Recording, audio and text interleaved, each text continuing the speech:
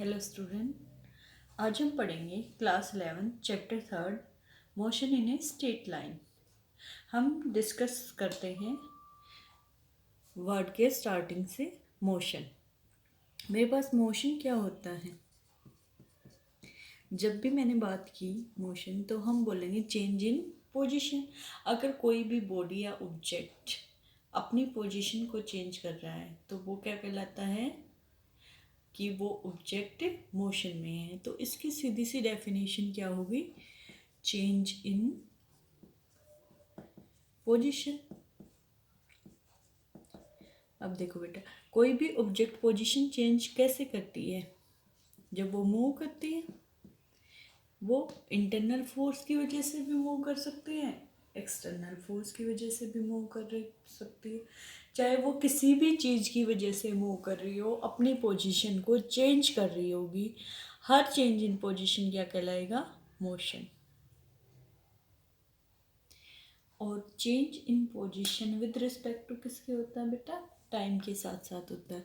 यानी कि मैं लिख सकती हूँ यहाँ पे change in position with respect to time, कि मेरा जो भी टाइम के साथ चेंज हो रहा है वो चेंज क्या कहलाता है? मोशन। अब हम एग्जाम्पल के लिए क्या ले सकते हैं? वॉकिंग, जब हम वॉक करते हैं, या फिर रनिंग। ये तो आप सबको सीधे सीधे समझ आ रहा है कि जब हम वॉक करते हैं या हम रन करते हैं तो उस टाइम हमारी पोजीशन चेंज हो रही होती है। तो विद रिस्पेक्ट टू टाइम हमारी पोजीशन चेंज होती है, इसलिए वॉकिंग और रनिंग किसका एग्जाम्पल है? मोशन का। लेकिन जब हम ट्रेडमिल पे वॉक करते हैं तो हम वहीं पे रहते हैं, तो वो हमारा मोशन का एग्जाम्पल नहीं होगा। जब हम किसी रोड पे चल रहे होते हैं या भाग रहे होते हैं और हमारी पोजीशन टाइम के साथ साथ चेंज हो रही होती है, यानी जैसे जैसे टाइम आगे जा रहा है हम भी आगे जा रहे हैं या हम बैक डायरेक्शन में रन कर रहे हैं, तो वो एग्जाम्पल क्या कहलाता है? मोशन का एग्जाम्पल है। नेचुरल एग्जाम्पल मोशन के क्या क्या है? जो अर्थ है,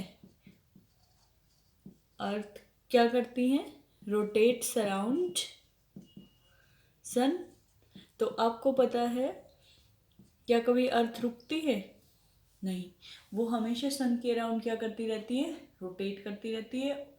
अर्थ की जगह हम क्या ले सकते हैं? प्लैनेट्स रोटेट्स अराउंड द सन। और हम एग्जाम्पल ले सकते हैं मून रोटेट्स अराउंड अर्थ। तो ये मेरे नेचुरल एग्जाम्पल हो गए हैं जिनमें जो ऑब्जेक्ट थी उसकी पोजीशन चेंज हो रही है। इस सेंटेंस में earth rotates around sun, object क्या है? मेरी अर्थ। जिसकी पोजीशन चेंज हो रही है वो क्या है? अर्थ। और उसके लिए फिक्स क्या हो गया? सन। इसी तरीके से मून रोटेट्स अराउंड अर्थ, इसमें चेंज क्या हो रहा है? मून। मून के लिए क्या फिक्स है? अर्थ। तो बेटा इसी तरीके से हम बहुत सारे एग्जाम्पल गैलेक्सी में देख सकते हैं।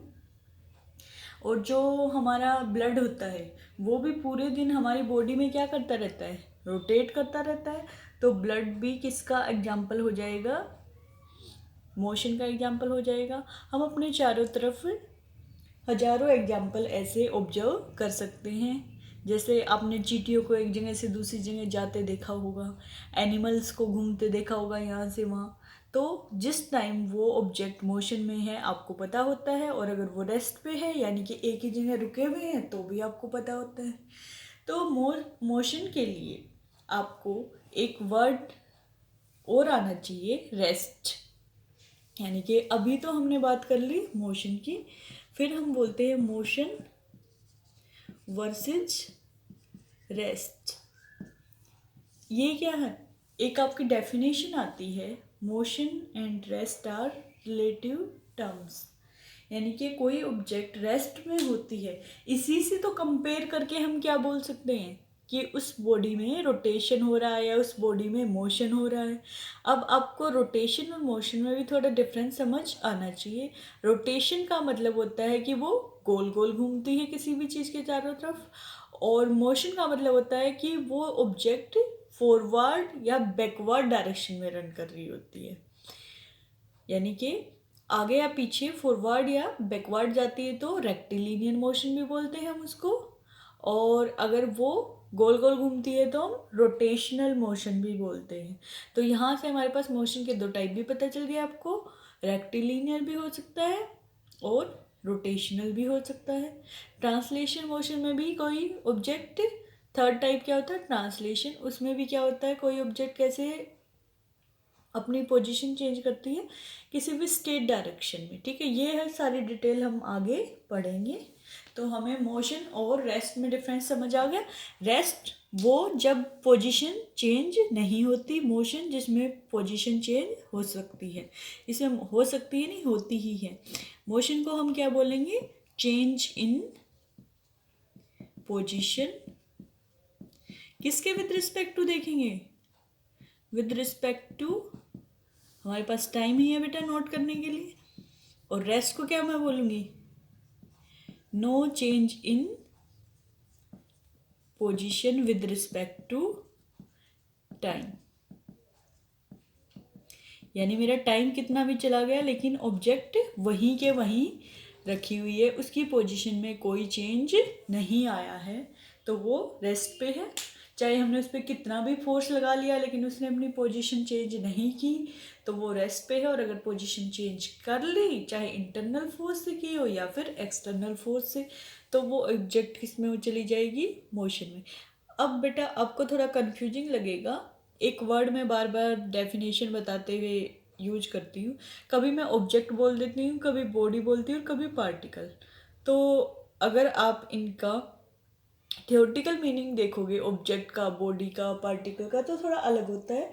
लेकिन फिजिक्स में जब हम एग्जाम्पल देते हैं तो बहुत सारे पार्टिकल से ही कोई ऑब्जेक्ट या बॉडी बनती है, तो उनको सेम टर्म्स में हम एग्जाम्पल में बोल सकते हैं, तो कन्फ्यूज होने की ज़रूरत नहीं है। अब बेटा हमारी मोशन की डेफिनेशन में क्या क्या वर्ड आया, change in position with respect to time. तो पोजीशन है जो हमारा, अब हमें पोजीशन की डेफिनेशन पता होनी चाहिए कि पोजीशन को हम कैसे डिफाइन करेंगे। तो उसके लिए हमने, वैसे तो सबको पता है कि कोई भी ऑब्जेक्ट जहाँ पर रखी हुई होती है वही उसकी क्या कहलाती है, पोजीशन। लेकिन फिजिक्स में कैसे देखते हैं हम इस पोजीशन को, तो देख लेते हैं। इसके लिए हमने कुछ एक्सिस का सेट बनाया है जिसकी हेल्प से हम किसी भी ऑब्जेक्ट या बॉडी की पोजीशन निकाल सकते हैं। देखो अब आपने देखा होगा ऐसे एक्स वाई प्लेन होता है मेरा, यहाँ पे एक और एक्सिस बना दूँ तो एक्स वाई जेड। ये एरो क्या दिखा रही होती है, डायरेक्शन दिखा रही होती है कि इस तरफ जा रहे हैं हम, ये एरो इस तरफ जा रहे हैं, ये इस तरफ जा रहे हैं। और इसका उल्टा अगर नीचे की तरफ है तो बैकवर्ड डायरेक्शन हो जाएगा, ऐसे ही इधर की तरफ है तो इसमें भी बैकवर्ड डायरेक्शन हो जाएगी, और इधर की तरफ है तो ये भी बैकवर्ड डायरेक्शन हो जाएगी, यानी कि पॉजिटिव एक्सिस को दिखा रहा होता है। और अगर इसी को मैं डॉटेड डॉटेड करके, ऐसे ही इसी को डॉटेड डॉटेड करके और इसको डॉटेड करके आगे बढ़ा दूँ तो वो नेगेटिव डायरेक्शन दिखाएगा, यानी कि बैकवर्ड डायरेक्शन दिखाएगा। ये एरो किसको डिनोट कर रहा है, फॉरवर्ड डायरेक्शन को। अब आपने पढ़ा होगा इसको हम एक्स एक्सिस भी बोल सकते हैं, बहुत बार आपका लिखा होता है एक्स एक्सिस। इसको वाई भी बोल सकते हैं, इसको जेड भी बोल सकते हैं। तो ये एक्चुअल में कंप्लीट बहुत कम लिखते हैं हम, क्योंकि ये अंडरस्टूड होता है कि सबको पता है। लेकिन ये एक्स वाई जेड ना लिख के कौन सी एक्सिस होते हैं, अगर हम कंप्लीट बात करें तो ये वाई एक्सिस, ये जेड एक्सिस। ये आपकी मर्जी, आप कैपिटल वर्ड यूज करते हो या स्मॉल लेटर्स यूज करते हैं।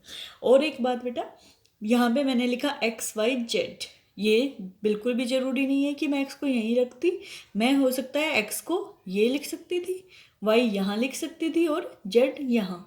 ये आपकी चॉइस होती है कि आप एक्स वाई जेड को कहाँ लिखोगे। लेकिन इन जनरल बुक में सबसे ज़्यादा ये वाली नोटेशन यूज की जाती है, तो इसलिए मैंने आपको यही लेके समझा दी। आपको एनसीईआरटी से ही पढ़ाया जा रहा है, कुछ अलग नहीं पढ़ाया जा रहा, तो एनसीईआरटी लेके आप साथ साथ एग्जाम्पल या फिर ज़्यादा थ्योरी देख सकते हैं।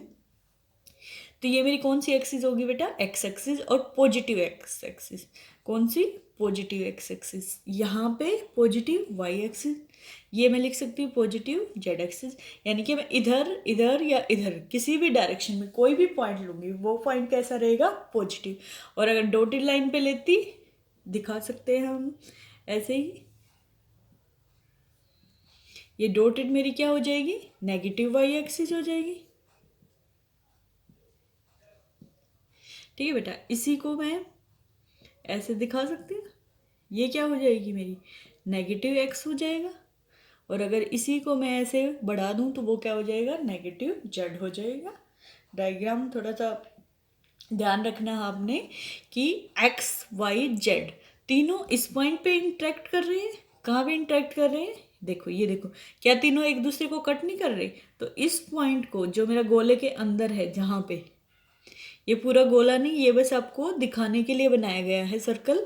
इसके अंदर ये जो पॉइंट है जहाँ पे तीनों एक्सिस, यानी मेरी X axis, Y axis, Z axis, देखो अगर मैं पॉजिटिव को हटा दूँ, अगर नेगेटिव की बात करूँ तो negative X axis, negative Y, और इसको इधर बढ़ा दूंगी तो क्या आ जाएगा, नेगेटिव जेड। ये तीनों भी सेम पॉइंट पे इंटरेक्ट करती है, यानी कि या तो मैं नेगेटिव एक्सिस ले लूँ या मैं पॉजिटिव एक्सिस ले लूँ, तीनों एक दूसरे को कहाँ पर कट करती हैं, एक ही पॉइंट पे कट करती है। उस पॉइंट को मैं क्या बोलती हूँ, ओ से दिखाते हैं, आपकी बुक में लिखा भी होगा। और ये ओ मेरा क्या है, ओरिजिन। क्या है बेटा, ओरिजिन पॉइंट। ठीक है, इसको मैं रेफरेंस पॉइंट भी बोल सकती हूँ। ओ को मैं क्या बोल सकती हूँ, ओरिजिन भी बोल सकते हैं हम इसको। और ब्रैकेट में लिख देती हूँ, क्या हो जाएगा, रेफरेंस पॉइंट। रेफरेंस पॉइंट क्यों बोला मैंने, जब भी हम किसी चीज़ को रेफर करते हैं तभी तो हम रेफरेंस बोलते हैं। जैसे मैंने आपको बताया कि एनसीईआरटी से पढ़ लेना, या फिर मैं आपको बोल दूँ रिफ्रेशर से पढ़ लेना, या फिर बोल दूँ किसी भी सैम्पल पेपर से पढ़ लेना, तो मैं आपको रेफ़र कर रही हूँ ना कि बुक, उस वाली बुक से पढ़ लेना। इसी तरीके से हम जब किसी भी ऑब्जेक्ट की पोजीशन निकालते हैं तो वो कहाँ से मेजर करते हैं, हम किसके विद रिस्पेक्ट टू मेजर करते हैं, हम ओरिजिन के। तो ओरिजिन के विद रिस्पेक्ट टू, यानी कि यहाँ से डिस्टेंस शुरू करेंगे। देखो नेगेटिव में जा रहे हैं तो भी हम यहीं से मेजर करते हैं, ये रेफरेंस पॉइंट है मेरा कि यहाँ से कितनी दूर नेगेटिव एक्सिस पे ऑब्जेक्ट रखी हुई है मेरी। या फिर वाई एक्सिस पे बात करूँ, यहाँ से कितनी दूर मेरी पॉजिटिव वाई एक्सिस में रखी हुई है ऑब्जेक्ट, तो वो मेरा क्या हो जाएगा, रेफरेंस पॉइंट। ओरिजिन क्या काम कर रहा है यहाँ पे, रेफर करने का काम कर रहा है कि उसके विद रिस्पेक्ट टू मैं अपनी डिस्टेंस मेजर कर रही हूँ, इसलिए इसका नाम क्या हो गया बेटा, रेफरेंस पॉइंट। कई बार आपको ओरिजिन मिल जाएगा बुक में और कई बार आपको क्या मिल जाएगा, रेफरेंस पॉइंट, तो कंफ्यूज नहीं होना है। और अब देखो, मान लिया मेरी ऑब्जेक्ट यहाँ पर थी, ये डॉट है, इस डॉट को मैं पी से दिखा रही हूँ। पी से क्यों, क्योंकि मैं पोजीशन बढ़ा रही हूँ आपको, ठीक है, नहीं तो इसका कोई भी नाम हो सकता है। पोजीशन बढ़ा रही हूँ इसलिए मैंने क्या लिख दिया, पी, ताकि आपको समझ आ जाए। अब पी पॉइंट पे पोजीशन क्या होगी, उसके लिए मैं कोऑर्डिनेट देखूंगी। कोऑर्डिनेट मेरे क्या होते हैं, एक्स एक्सिस पे जितना डिस्टेंस है वो एक्स कोऑर्डिनेट हो गया, वाई एक्सिस पे जितना डिस्टेंस है वो वाई कोऑर्डिनेट हो गया, जेड पे कितना है वो जेड। तो इसकी पोजीशन अगर मैं 3D में, 3 एक्सिस है तो ये किसका एग्जाम्पल है, 3D का, तो एक्स वाई जेड। और एक्स वाई जेड की कोई भी वैल्यू हो सकती है, ठीक है। मैंने मान लिया यहाँ पे मेरी कितनी वैल्यू है, 2 2 2, ठीक है। यानी कि अगर मुझे निकालनी हो तो हम देखो, आपको पता है ऐसे ऐसे डॉट डॉट करके इसको दोनों एक्सिस से मिला देते हैं। जेड से इमेजिन करना थोड़ा सा मुश्किल है बेटा, वो आपको इमेजिन डायग्राम में बना के दिखाऊंगी तो थोड़ा कॉम्प्लिकेटेड हो जाएगा। तो ये मेरा इस डायरेक्शन में, हॉरिजॉन्टल डायरेक्शन में, यहाँ से यहाँ देखो ये एक जैसा डिस्टेंस है इतना, और ये सेम है, तो ये मेरा एक्स एक्सिस पे डिस्टेंस हो जाएगा। ये जो डिस्टेंस है इसको मैं इसके सामने ले जाके ऐसे मेजर कर लूँगी अपने स्केल से। यहाँ स्केल पे बना होता है मेरा ऐसे, ये 0 है, 1 2 3 4 5, ठीक है। ये सभी डायरेक्शन में स्केल से हम मेजर कर सकते हैं। तो ये मैंने मान लिया, ये 2 2 लिखा था तो 2 को हम यहाँ ले लेते हैं बेटा, 2 को हम यहाँ ना लिख के कहाँ ले लेंगे, यहाँ ले लेंगे कि मेरा यहाँ पे क्या था, 2 पॉइंट था। अब देखना, आपने एक्स वाई जेड निकाल दिया, 2 2 2 सेम था। इसकी जगह आपकी कोई भी वैल्यू हो सकती है। एक्स वाई जेड को मैं ऐसे भी लिख सकती हूँ, ये मेरा एक्स वाई जेड कोऑर्डिनेट, इसकी डिफरेंट वैल्यू हो सकती है, 0 1 2 3 4 5 6 4 2, कोई भी वैल्यू हो सकती है। बस हमें यहाँ से मेजर करना है कि कितने डिस्टेंस पे रखा हुआ है। तो एक्स वाई जेड जो मेरे पास कोऑर्डिनेट थी, इसकी डिफरेंट वैल्यू हो सकती है, 0 0 भी हो सकती है। अगर तीनों एक्स वाई जेड को मैं क्या लिख दूँ, ऐसे लिख दूँ 0 0 0, तो वो ऑब्जेक्ट इसका मतलब कहाँ रखी हुई है, ओरिजिन पे ही रखी हुई है। उसकी डिस्टेंस, उसकी पोजीशन क्या हो जाएगी, ओरिजिन ही हो जाएगी। और अगर 0 1 2 है तो वो अलग हो जाएगा। 3 4 5 है तो एक्स एक्सिस पे यानी कि 3 डिस्टेंस है उसकी, वाई एक्सिस पे 4 है, इस पे 5 है। ठीक है, एक्स ऐसे ही आप अलग अलग पोजीशन निकाल सकते हैं। अब बेटा हम देखेंगे कि पोजीशन मेरी कौन से फ्रेम में मुझे निकालनी है। 1D भी हो सकता है मेरे पास, 2D भी हो सकता है, 3D भी हो सकता है। यानी कि पोजीशन के कितने टाइप हो गए मेरे पास, 1 डायमेंशन में भी निकाल सकती हूँ मैं, 2 डायमेंशन में भी निकाल सकती हूँ, 3 डायमेंशन में भी। 1 डायमेंशन का मतलब मेरे पास कितनी एक्सिस थी, एक ही एक्सिस है। उस एक्सिस को मैं क्या लिख सकती हूँ, एक्स एक्सिस से दिखा देते हैं जनरल। अगर एक ही है तो हम नोटेशन क्या यूज करते हैं, एक्स एक्सिस। स्मॉल एक्स भी लिखा होता है, कई बार कैपिटल भी लिखा होता है। 2 है तो यानी कि उसमें कितनी एक्सिस होगी मेरी, 2 एक्सिस होगी। उसको मैं किससे दिखा देती हूँ, एक्स और कोमा लगा के क्या लिख देंगे, वाई। तो इसको मैं कई बार क्या बोलती हूँ, मेरा एक्स वाई प्लेन है। ठीक है, 3D है तो मेरा अंडरस्टूड है कितनी एक्सिस होगी मेरे पास, 3 एक्सिस होगी बेटा। और किससे किससे डिनोट करते हैं, एक्स वाई जेड से। इसको मैं एक्स वाई जेड प्लेन भी बोल सकती हूँ।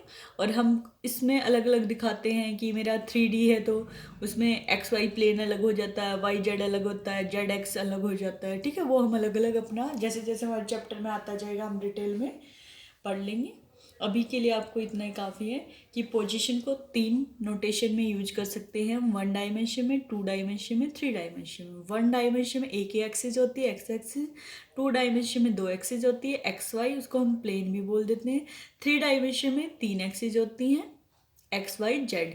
इसको हम स्पेस भी वर्ड यूज करते हैं जब हम 3 डायमेंशन की बात करते हैं। जैसे हमने 2 डायमेंशन में प्लेन बोला, 3 डायमेंशन में स्पेस बोल देते हैं, और 1 डायमेंशन में हम स्ट्रेट लाइन भी बोल देते हैं। क्या बोल देते हैं हमें, स्ट्रेट लाइन। क्योंकि 1D है तो मेरी एक सीधी लाइन ही बनेगी, और एक्स ले लिया मैंने। वैसे वर्टिकल लाइन होती तो वाई एक्सिस ले लेती, कोई ज़रूरी नहीं मैं एक्स ही लूँ, जेड भी ले सकती हूँ। लेकिन एक ही है तो शुरुआत हम किससे करते हैं नोटेशन में, मोस्टली बुक में एक्स एक्सिस लिखा होता है। तो अब हमें पता चल गया मेरे पास कितने टाइप के डायमेंशन होते हैं, 1D 2D 3D। और देखो डायमेंशन फॉर्मूला आपको पहले चैप्टर में पढ़ाया गया था कि डायमेंशन किसके लिए होता है, किसी भी बॉडी की पोजीशन बताने के लिए हम डायमेंशन फॉर्मूला का यूज करते थे या नहीं करते थे बेटा। डायमेंशन उस ऑब्जेक्ट की ज्योमेट्री बताता था, उस ऑब्जेक्ट की शेप बताने का काम करता था।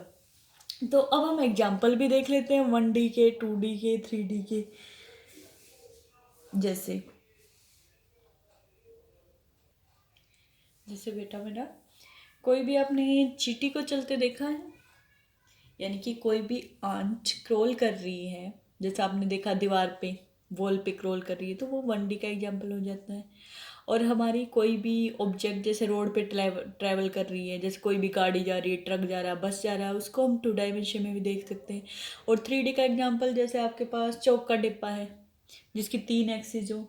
आपके पास मोस्टली ऑब्जेक्ट 3 एक्सिस में ही होती हैं, जैसे चौक का डिब्बा है उसकी आपने देखा होगा 3 एक्सिस होती है, एक्स वाई जेड। डस्टर है आपका, वो भी 3 एक्सिस बनाता है, एक्स वाई जेड। जो हमारा रूम होता है वो भी किस में होता है, 3D में, यानी कि जिसके भी 3 कोऑर्डिनेट हो। आपने देखा कि आप रूम का जब एरिया या वॉल्यूम निकालते हैं तो आप क्या करते हो, लेंथ ब्रेड्थ हाइट, और अपने रूम का कॉर्नर भी देखा होगा, उसमें से 3 एक्सिस निकल रही होती हैं, एक्स वाई और जेड। इसलिए 3D भी बोल सकते हैं हम। कोई भी बर्ड है हमारा, अगर एक जगह पे बैठा हुआ है तो हम क्या बोलेंगे, रेस्ट में है, उसकी पोजीशन कैसी है, रेस्ट में। और अगर वो बर्ड हमारा उड़ रहा है आसमान में तो वो क्या है, अपनी पोजीशन चेंज कर रहा होता है, तो हम क्या बोल देते हैं, मोशन में। उस टाइम उसकी पोजीशन निकालने के लिए मुझे कितने कोऑर्डिनेट चाहिए होंगे, 3 XY Z एक्सिस। ठीक है बेटा, अब आगे हम देखते हैं नेक्स्ट वर्ड क्या पढ़ेंगे हम। या आपको 1D 2D 3D आगे के नेक्स्ट चैप्टर में और ज़्यादा क्लियर होता जाएगा जैसे जैसे हम डिटेल पढ़ेंगे। अब मेरे पास एक नया वर्ड आता है पाथ लेंथ। क्या है बेटा? Path length. देखो, आपको नाम से पता चल रहा है पाथ लेंथ, यानी कि मुझे किसी भी पाथ की क्या निकालनी है? लेंथ निकालनी है कि टोटल वो पाथ कितना ट्रेवल हुआ है। तो पाथ लेंथ बेटा सिंपली मैं इसको डिस्टेंस भी बोल सकती हूँ। मेरे पास जो पाथ लेंथ है इसके लिए मैं एक वर्ड यूज कर सकती हूँ डिस्टेंस, कि किसी भी ऑब्जेक्ट ने टोटल कितना पाथ कवर किया या कितनी डिस्टेंस कवर की, वो क्या कहलाता है? Path length. और ये कैसे निकालेंगे? जैसे अगर कोई गाड़ी जा रही है रोड के ऊपर, तो देखो मान लिया वो गाड़ी यहाँ थी और यहाँ से कहाँ, ये मान लिया ए पॉइंट था और यहाँ से कहाँ पहुँच गई? बी पॉइंट पे। तो अगर ये थोड़ी सी दूर गई है तो मैं स्केल से मेजर कर सकती हूँ। यानी कि अगर आपके पास कोई टॉय कार है तो उसको स्केल से मेजर कर सकते हो, लेकिन आपकी रोड पे कार चल रही है, वो एक जगह से दूसरी जगह चली गई, तो क्या बेटा मैं स्केल लेके मेजर करूँगी कि इतना सा डिस्टेंस है? नहीं, वो तो बहुत ज़्यादा डिस्टेंस हो जाता है। ठीक है, तो वो डिपेंड करता है सिचुएशन पे। हो सकता है आपने गाड़ी स्टार्ट की वहीं रोक दी, तो आपकी ऑब्जेक्ट क्या थी? उसने मोशन किया ही नहीं, वो तो रेस्ट में रहेगी। हो सकता है आपकी गाड़ी जहाँ खड़ी थी आपने जरा सा आगे पार्क कर दिया, वो आप स्केल से मेजर कर सकते हैं, लेकिन आपकी गाड़ी एक सिटी में थी और दूसरी सिटी में चली गई, तो क्या आप स्केल लेके मेजर करेंगे? एक रोड से दूसरे रोड पे चली गई तो फिर तो आप स्केल यूज नहीं करेंगे। आपको पता है रोडों पे जनरली लिखा होता है बोर्ड पे इतना डिस्टेंस है, यहाँ से यहाँ इतना डिस्टेंस है, वो आप मैप की हेल्प से देख सकते हैं। आपके फ़ोन वगैरह में भी ऐप होती है अब तो, कि कितना डिस्टेंस आपने ट्रैवल कर लिया है। तो ये ए से बी का एग्जाम्पल के लिए तो हम यही समझाएंगे, ए से बी का जो डिस्टेंस है ये क्या कहला दिया? Path length. यानी कि मैं यहाँ को ए बी लिख सकती हूँ। ए बी मेरी क्या है? टोटल डिस्टेंस, और ये इसकी वैल्यू जो भी है ये मेरी क्या हो जाएगी? Path length. ये 5 मीटर भी हो सकता है एग्जाम्पल के लिए, 5 मीटर भी हो सकता है, 10 किलोमीटर भी हो सकता है बेटा, 250 किलोमीटर भी हो सकता है, और हो सकता है मेरे पास 5 सेंटीमीटर ही हो। ठीक है, ये कोई भी हो सकता है डिस्टेंस, यानी कि पाथ लेंथ की वैल्यू अलग अलग आ सकती है। ये सिचुएशन पे डिपेंड करता है किसी ऑब्जेक्ट ने कितना पाथ ट्रेवल किया, वो क्या कहलाएगा? Path length. तो आपको वर्ड क्लियर हो गया? Path length, total distance. अब हम बात करते हैं, एक और वर्ड आता है मेरे पास, डिस्प्लेसमेंट। डिस्टेंस तो आप सबने पढ़ ही लिया। नेक्स्ट क्या है आपके पास? डिस्प्लेसमेंट। तो देखो बेटा, आपको पहले भी मैंने जब डायमेंशन फॉर्मूला पढ़ाया था बताया था डिस्टेंस को भी मीटर में निकालते हैं, डिस्प्लेसमेंट को भी मीटर में निकालते हैं। क्या फ़र्क होता है? डिस्टेंस स्केलर क्वांटिटी है, डिस्प्लेसमेंट वेक्टर क्वांटिटी है। तो देखो मेरा मान लिया ये पॉइंट क्या था? ए। ये पॉइंट क्या है? बी। यहाँ से यहाँ एक स्ट्रेट लाइन जा रही है बेटा। अगर ये स्ट्रेट लाइन की बात करूँ तो ये क्या है? एक पाथ है। अब ऑब्जेक्ट तो यहाँ से यहाँ भी जा सकती है ऐसे घूम के, यानी कि एक इस रास्ते से गई, एक इस रास्ते से गई, एक इस रास्ते से गई। दूसरा क्या हो सकता है? ऑब्जेक्ट पहले यहाँ जाए, यहाँ जाए, यहाँ जाए, यहाँ वापस आ जाए, फिर यहाँ जाए, यहाँ जाए, वहाँ आगे चली जाए, फिर घूम जाए, और इस तरीके से वो बी पॉइंट पे पहुँचे। मेरा अलग अलग पाथ ट्रैवल कर सकती है। आप कोई भी शेप बना सकते हो। यहाँ पे शेप बनाना थोड़ा सा बोर्ड पे मुश्किल होता है, लेकिन जैसे आप देखें कि आप अपने घर से आपको किसी शॉप पे जाना है, आप सीधे, अगर शॉप आपकी गली के सामने है तो आप एक सीधा पाथ लेके जा सकते हैं, लेकिन आप दूसरी गली से घूम के भी आ सकते हैं। आप हो सकता है पहले अपनी छत से दूसरी छत पे गए हो फिर वहाँ से उतर के आ सकते हैं, या आप आप अपनी शॉप पे जाते जाते अपनी दोस्त के घर चले गए हो, तो आपके अलग अलग पाथ ट्रैवल हो गए, तो हर बार आपकी पाथ लेंथ तो अलग आ जाएगी।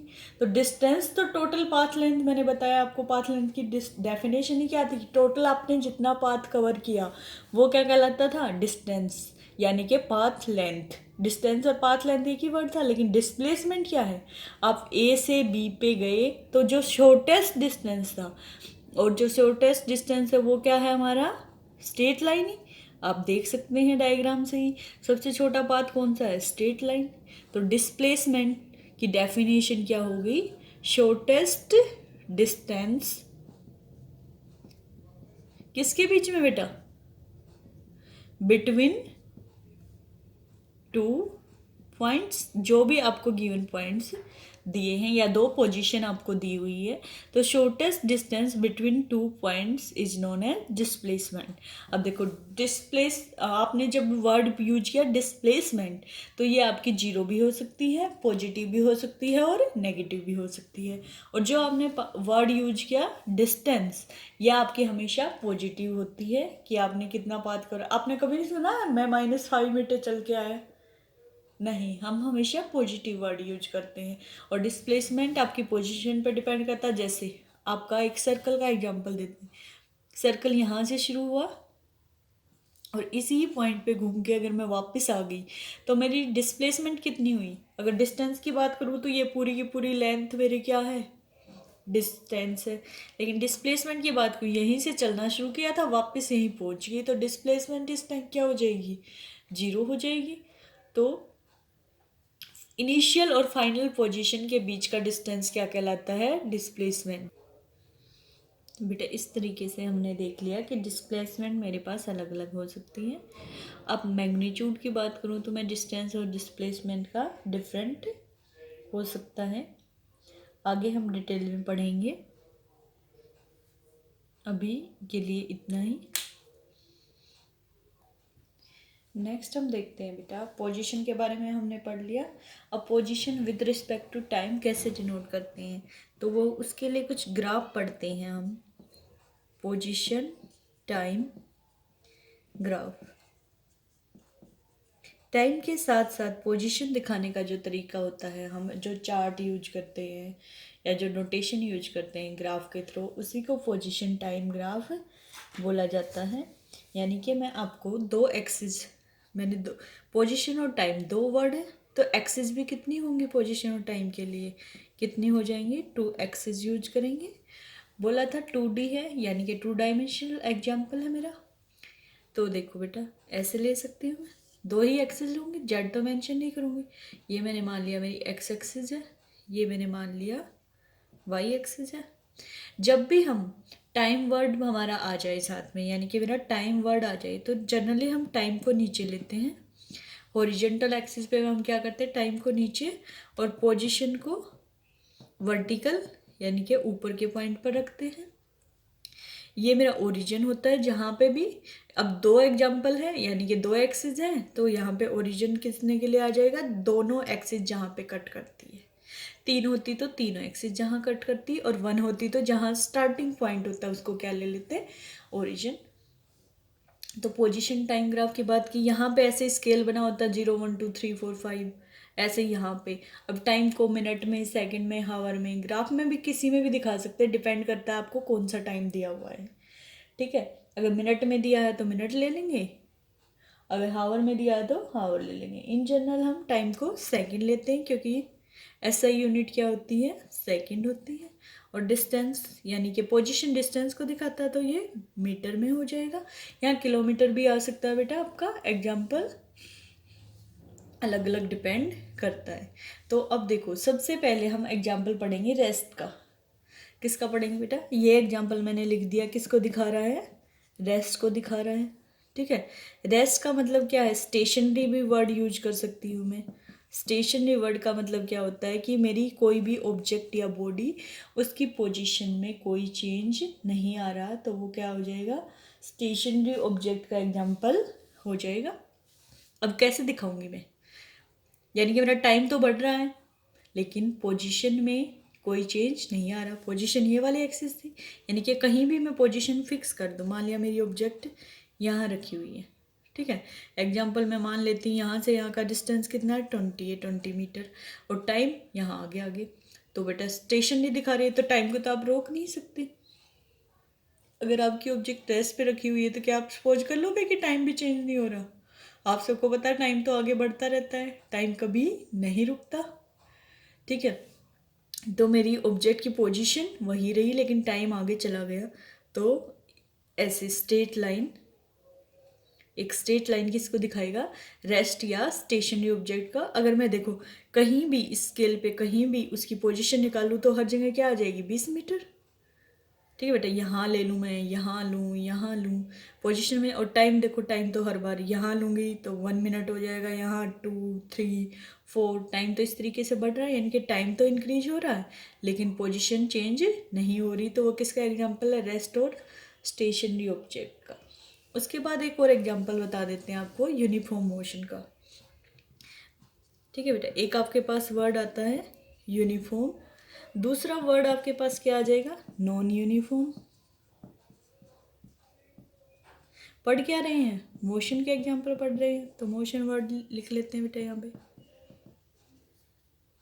यानी कि मेरे यूनिफॉर्म वर्सेस नॉन यूनिफॉर्म हम पढ़ रहे हैं। इन दोनों को भी ग्राफ से देख लेते हैं, समझना इजी हो जाएगा। वही दो प्लेन बना देंगे, वाई एक्सिस एक्स एक्सिस, ऐसे यहाँ पे बना देंगे बेटा, एक्स एक्सिस वाई एक्सिस, ठीक है। जहाँ पे इंटरेक्ट कर रही है उस पॉइंट को क्या बोल देंगे, ओ ओरिजिन। ये जहाँ पे इंटरेक्ट कर रही है इसको भी क्या बोल देंगे, ओ ओरिजिन। पहले ये देख लेते हैं यूनिफॉर्म मोशन। यूनिफॉर्म वर्ड जहाँ भी आ गया इसका मतलब क्या है, एक समान। कोई भी ऑब्जेक्ट मेरी एक जैसी स्पीड के साथ ट्रैवल कर रही है तो वो किसका एग्जाम्पल है, यूनिफॉर्म का। नॉन यूनिफॉर्म में क्या आ जाएगा, मेरी कोई भी ऑब्जेक्ट नॉन यूनिफॉर्म का मतलब अलग अलग स्पीड से ट्रैवल कर रही है तो वो किसका एग्जाम्पल आ जाएगा, नॉन यूनिफॉर्म का। जैसे अगर मैं बात करूं किसी भी ऑब्जेक्ट की जो सेम स्पीड से आगे जा रही है तो उसका पाथ हमेशा कैसे होगा, स्ट्रेट लाइन, ठीक है।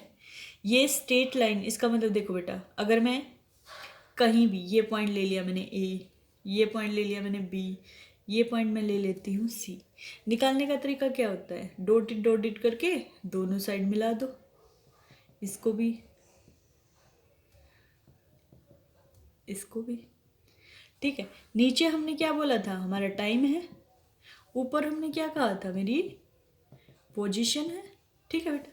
तो देखो क्या इसमें ये दोनों डिस्टेंस सेम नहीं है, अगर मैं हॉरिजॉन्टल ऐसे लूँ या फिर मैं वर्टिकल ये लूँ तो ये सेम नहीं है, ये और ये।